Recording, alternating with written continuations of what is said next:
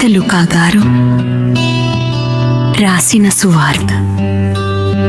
పఠనము 1వ అధ్యాయము. పరిశుద్ధ వచనములు ఈ కీర్తి నుండి సంప్రాయములకు.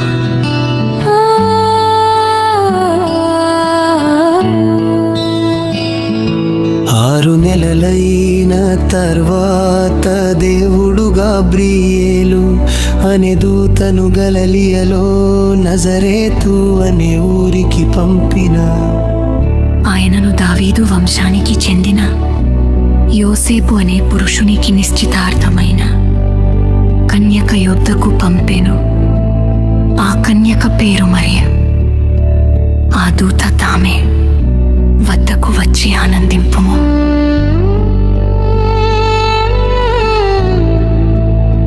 కృపా పూర్ణురాలివి, ప్రభువు నీతో ఉన్నాడు అని పలికెను.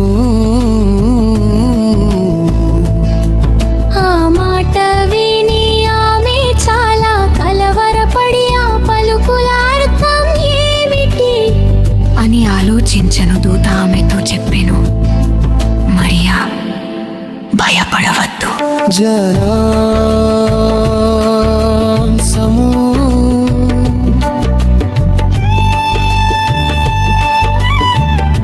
నిశ్చిత్తము నాకు జరుగునుగాక. దేవుని ప్రణాళికను అంగీకరించడం. దేవుడు సాధారణ విషయాల ద్వారా మన జీవితంలోకి ప్రవేశిస్తాడు. మొదటి పట్టణంలో మనం యేసయ్యా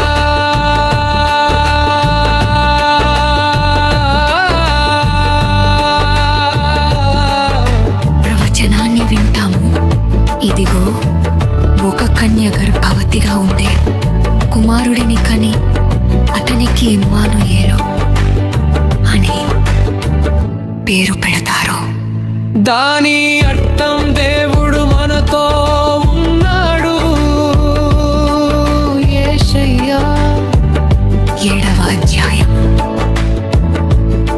14వ వచనము. రాజకీయ గందరగోళం మరియు భయం మధ్య ఈ ప్రవచనం ఇవ్వబడింది. ఆహాసు రాజు సమీపిస్తున్న యుద్ధం గురించి వణుకుతున్నాడు.